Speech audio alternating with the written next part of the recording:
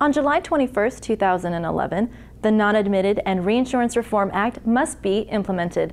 And according to insurance regulatory attorney Richard Brown, one of the keys to complying with the new regulation is an understanding of the home state definition. The home state definition has two pieces. For a single insured and then for policies that insure more than one entity. For a single insured, the rule goes like this. The home state is the insured's principal place of business unless 100% of the risk is outside the home state. So for example, if you had a California insured policyholder that for a single policy that insured a warehouse in Arizona, and all the premium was allocable to that risk in Arizona, then Arizona would be the home state under the single insured prong of the home state definition. But if any portion of the premium would be allocable to California, then California is going to be the home state because that's the principal place of business of the insured. For affiliated groups, the home state is the principal place of business of that member of the insured group which is to which the largest percentage of premium is attributable.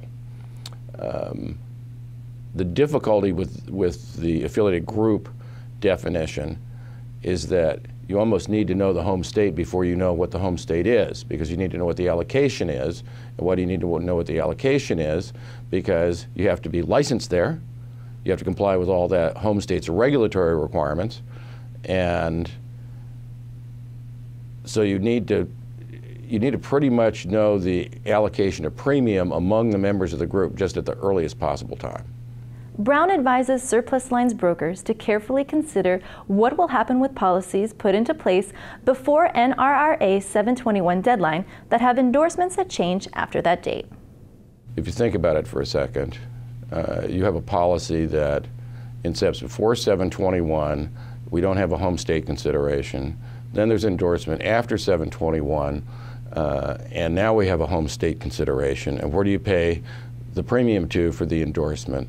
And then what happens if the policy cancels? And if you have multiple kinds of events, premium events, endorsements, cancellations for that policy after 721, the calculus, the accounting calculus to sort that out is a nightmare.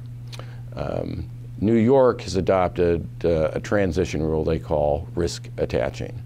And under that protocol, if the policy is issued before 721, then the pre-NRA rules will apply throughout the runoff of the policy through expiration.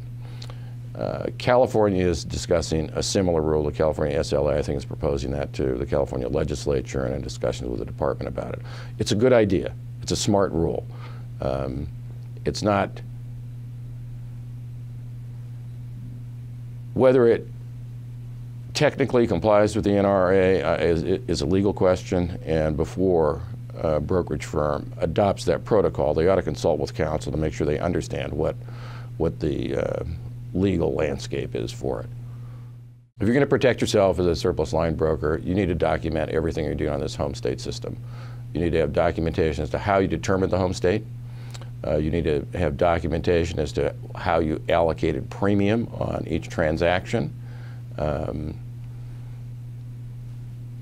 Keep meticulous records. That would be my suggestion. More information from Richard Brown on the effects of the NRRA can be found at insurancejournal.com.